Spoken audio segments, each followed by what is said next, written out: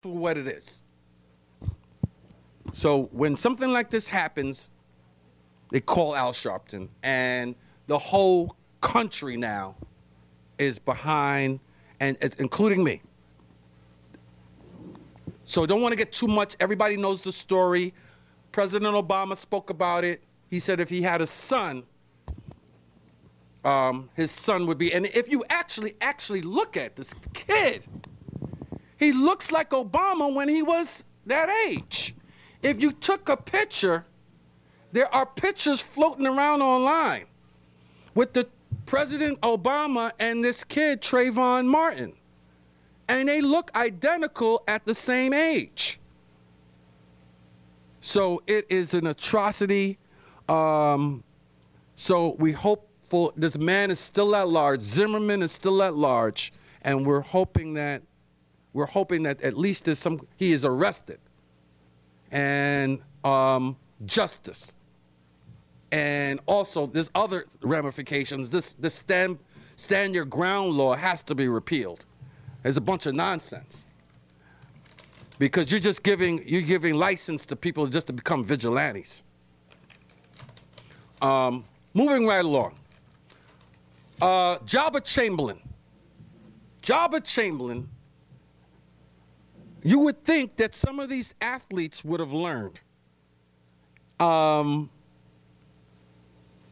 First, we had Roethlisberger driving his motorcycle and getting in a motorcycle accident, and you have Jabba Chamberlain jumping on a trampoline. What is wrong with these guys? What is wrong with Jabba Chamberlain? Jumping on a trampoline. Also, we have Pettit, Andy Pettit, who signed with the Yankees. Andy Pettit to the Yankees. Now it makes sense now. Now you don't have Jabba Chamberlain. The Yankees don't have Jabba Chamberlain. You got Pettit for a reason now. And hopefully Andy Pettit can be something of what he was. That's the whole idea now. What type of Andy Pettit are we going to get? Andy Pettit has been off a year or more. And what type of player, Yankee fans, are we going to get? What type of player are we going to get in Andy Pettit? If he ends up being what he was before he retired, then the Yankees are going to be a serious contender for another championship. The Yankees will be a serious contender for another championship. Next, in line with the football. Now, we just had Eileen come reiterate that the Giants won the Super Bowl, and we are so happy in New York for the Giants winning the Super Bowl. Go, Eli! Go, Eli. And I tell you, Eli, I know there's at least one New York Giant that lives on Staten Island. So come by here, bring something for Eileen, or send it to 100 Cable Way. I almost forgot the address. 100 Cable Way, Eileen Hanlon, and send Giants jerseys or what have you. You don't even have to come down if you don't want, but you can. Put an Eli Manning poster there and autograph it. Thanks, Mike. No problem. So moving right along. So now with that in mind, with the Giants in mind, we have the Jets now broiled in their own controversy. We have Tim Tebow. Tim Tebow traded to the New York Jets. Wow. Wow. Now, I'm just trying to figure out what kind of locker room is that going to be now. You're going to have Rex Ryan and Tim Tebow? that locker room, I mean, after what? Now, listen. We had a picture, we had a glimpse into Jets training camp with Hard Knocks. Let's not forget, we saw what that locker room, and we saw how Rex Ryan operates. And it seems to be a little bit opposite to the way what Tim Tebow is used to operating under. But all week long, the press conference is supposed to be Monday. All week long, we've been hearing about this Tim Tebow and Tim Tebow's faith and Tim Tebow's followers. And I think it's unfair to Tim Tebow, all this nonsense. It's unfair. Because a man believes in God, because a man believes in God and believes in principles of the Bible, I mean, this is what our country was built on. So don't knock the man for what he believes. He's a football player. Now, I think Mark Sanchez is out of here. I think Mark Sanchez's days as a New York Jet are finished.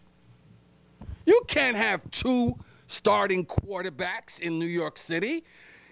Forget about Sanchez. And that's the crazy thing. All this week on radio, these guys are trying to figure out how the two are going to coexist. How is Mark Sanchez and Tim Tebow going to coexist? They're not. The handwriting is on the wall. Mark Sanchez is out of here. I don't know what team he's going to yet, but you can't have two starting quarterbacks on the same team. Tebow's not a starting quarterback. Well, we'll see. Tim Tebow, we'll see. I just heard a shot from our producer. Tim Tebow's not a starting quarterback. We'll see. I mean, Tim Tebow has had a lot, and see, this is the back and forth, and this is the kind of controversy that's going to follow Tim Tebow until Tim Tebow retires, and we're really in the first year. Tim Tebow has caused so much controversy. He's only been a quarterback 1 year in the NFL, and you already have half the people saying that he is not an NFL quarterback, and you have the other half either cheering him on because they like the guy, which I'm part of that, or cheering him on because he's a born-again Christian. So, unfortunately, this kind of controversy is going to follow him for the rest of his career, because he's not the best passer in the world, but he can run the football. He runs like a deer. He runs like a deer. And he's had a lot of success. He's won championships in college, and he took the Denver Broncos to the playoffs. So for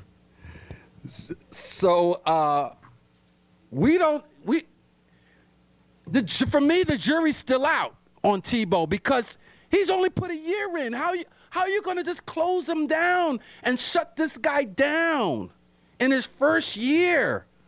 Sometimes it takes players to develop, like Eli. If we were supposed to go on Eli's first year as a quarterback, we can't just we have to let Eli develop. Eli didn't win a Super Bowl his first year. Most quarterbacks don't come in the NFL and win a Super Bowl. It takes time for them to develop. It takes time for them to develop. And Mark Sanchez had problems last season. He had a big setback last season. I really think it was a test. I really think it was a test last season. They were testing him out to see what his mettle was. and he failed the test. So the jury's still out. I think Mark Sanchez is out of here. As soon as the Jets could find a package for him, he'd be on the first plane to somewhere. Somebody who needs because Sanchez could fit in as I don't know if anybody's going to take a backup quarterback for $10 million, but we'll see. I don't see them coexisting, folks. And if anything, if Mark Sanchez doesn't work out this year, he's out of here. He might have one more year as a Jet. That's it. But I don't see two quarterbacks. Also,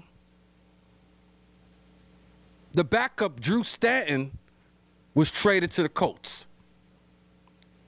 So you have musical chairs going on in the NFL. You have Peyton Manning, who was a Colt, who went to Denver and took Tebow's job. Tebow left to come to the Jets, took Drew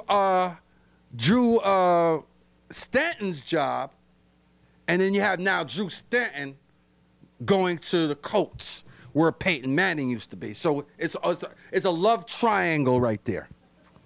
It's really a love triangle if you look at it. If you ever put it on the board, you see the Colts, the Jets, and the Broncos, and he put the names, and forget about that. All right, moving right along, football. Sean Payton was of the head of this whole Bounty Gate in New Orleans. He was the head, I think he's the defensive coordinator or defensive coach, who was the actual person who was in charge of creating all these bounties and stuff. He was suspended for a year, which is, I guess, the worst thing, one of the worst things you can do to a coach. And he's not a player. So he's not under any union or anything, so he cannot appeal this. So Sean Payton is done for the New Orleans Saints. Sean Payton is done.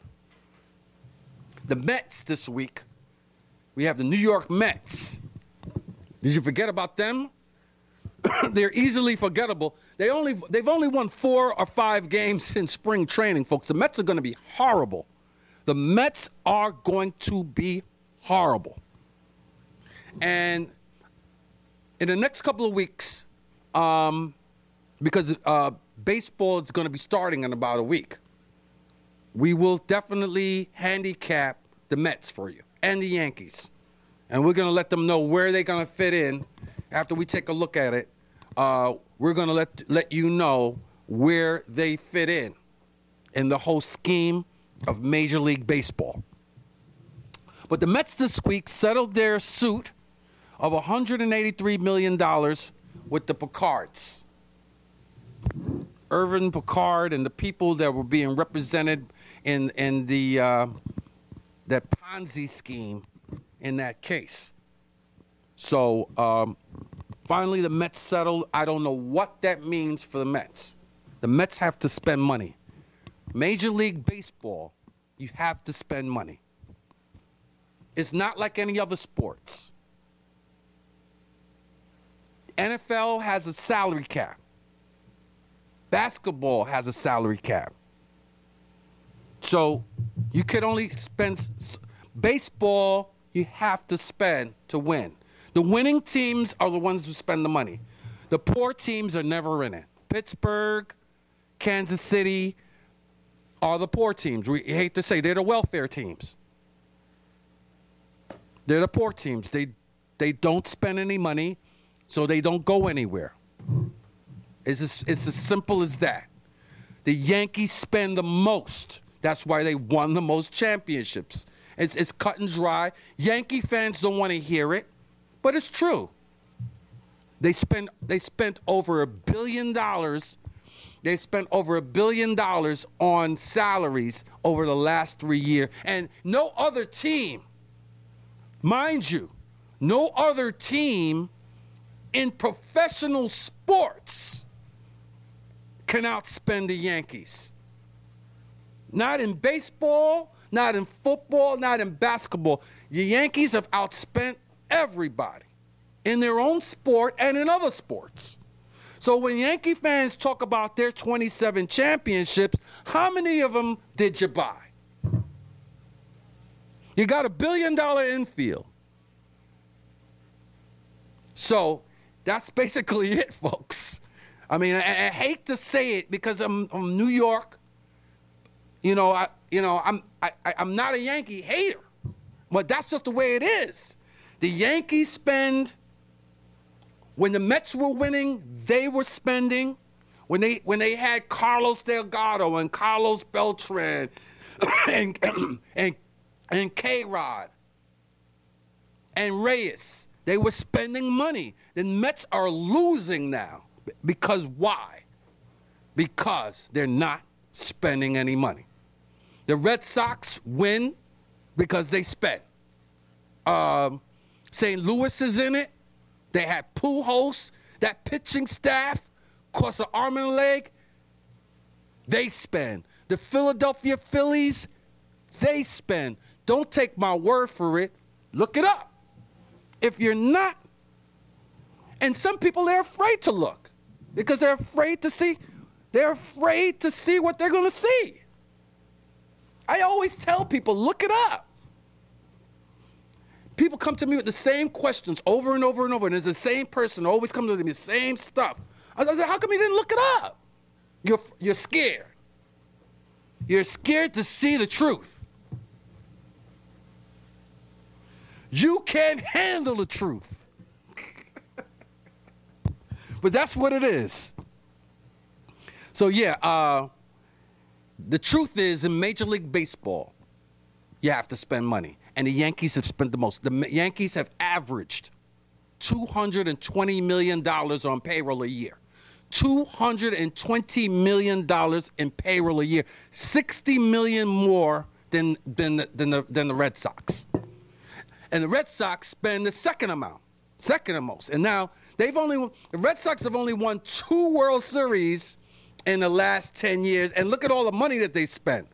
The Red Sox spend like $170 million a year on payroll, and they've only won 2 championships. And the Yankees have won 5 championships in the last 10 to 15 years, and they spend $220 million a year. So you put that together, and nobody comes close. Nobody else comes close. And then Philly is third. Philly won a championship a couple of years ago. Philly spends about $160, $170 million a year on payroll. So that's what it is, folks. And nobody comes close. And just to give you a comparison, the NBA, their salary cap is $56 million. And like the Yankees are spending $200. You see the seesaw? The Yankees are spending $220 million on payroll. In the NBA, the average team spends about $50 to $60 million. Actually, the salary cap is $56 million. So now you see, there are actually more players on a baseball team, so it's hard to make that comparison, but you got the idea. So you got the Yankees, $220 million. And the Mets, their payroll is going to be around $80 million this year. They still have high-priced items on there. They're trying to shed their payroll, as you've noticed. They got rid of Reyes. They got rid of K-Rod. They got rid of Beltran. They got rid of those big-ticket items. And this year, they look like they're house cleaning because if Santana comes out the gate early, he might be gone too. So how can you be a fan? How can you be a Met fan if that's going to happen? Once the Mets get good, and if Santana, who's their star player, gets good, he's out of here. He's traded to a contender. So imagine, now, we get all excited. We get all goose pimply. We go out to Citi Field to see Santana pitch. And he's pitching beautiful games. And come July, the trade deadline, July 31st, come the trade deadline, he's traded to the Detroit Tigers for a bag of beans. Is that fair to the fan? So I'm going to sit back and just watch this year. Forget about my Met fandom. I'm going to see how this stuff plays out this year, because it's insulting as a Met fan.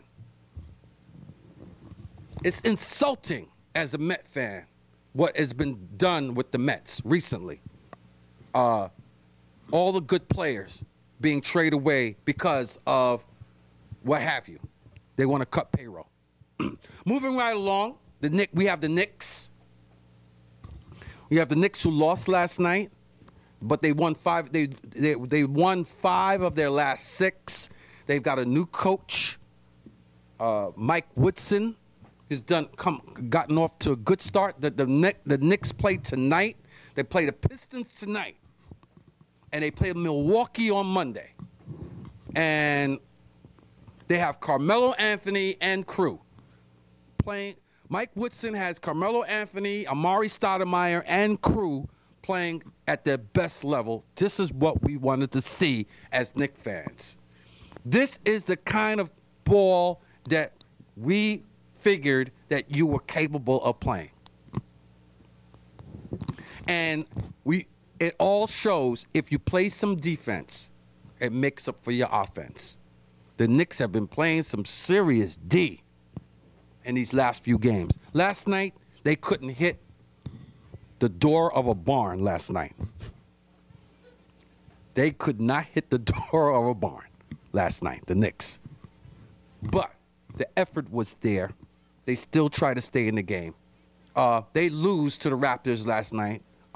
Every shot's not going to go in, and they're not going to win every game. But, yeah, they won 5 of their last 6. They're still in the hunt. They're 4 games behind first place. That is the goal.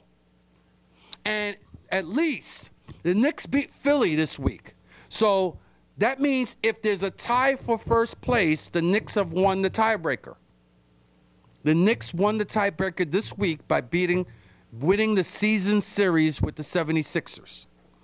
So it's going to, this season, as far as the Knicks concerned in that East Atlantic Conference, Atlantic Division, it's going to come down to these last games, my friend.